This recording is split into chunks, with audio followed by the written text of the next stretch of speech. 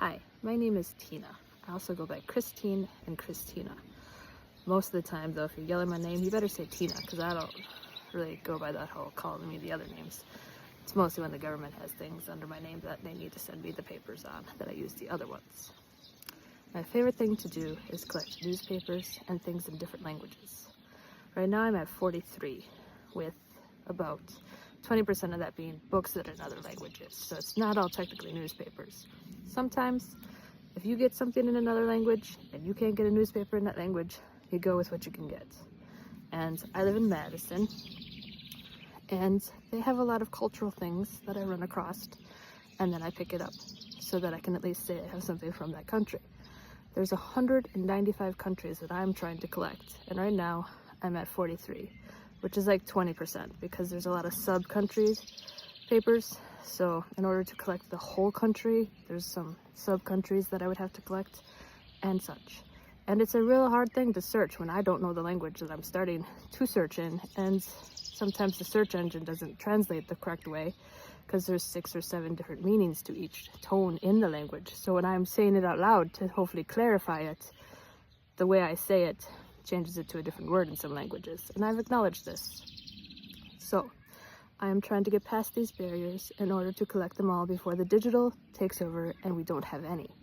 My hope is to get all 195 countries. I'm going to say that a few times. That is literally the hope, that I can represent all 195 countries in having a newspaper, and then have it in a public view so that everyone else can see all 195 countries in the newspaper fashion together. Kind of like the museum in DC, except for it's not going to close right away. It's more of like the Bishop's Castle in Colorado, where he built this big castle in honor of his wife, and everyone can go look at it for free. That's a big task in itself. Making a whole bunch of things from a whole bunch of different languages with a whole bunch of people that don't get along, all in one collective area, and have them get along by the fact that the whole entire public can look at it. So I definitely need help, but I don't know who to ask for help, because like I said a few times already, the language barrier. I don't know all 195 countries' languages, and I don't know all 195 countries' form of communication with the newspapers, the readership levels.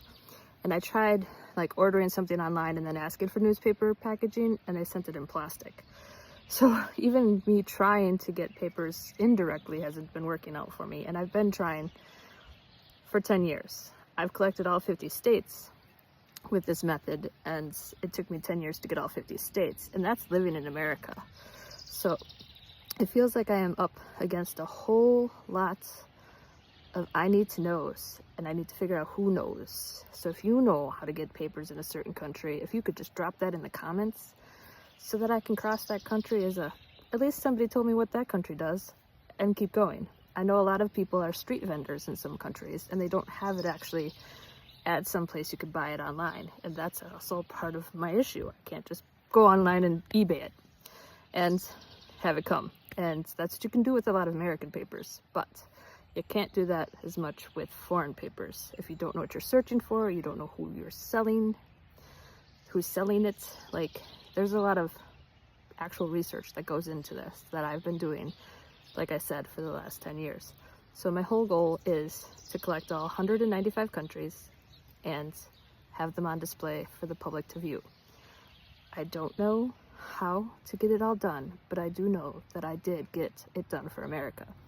And that seemed like a feat in itself, because when I started in 2006, there was like literally 2.5 million papers across America, and now there's like 20,000.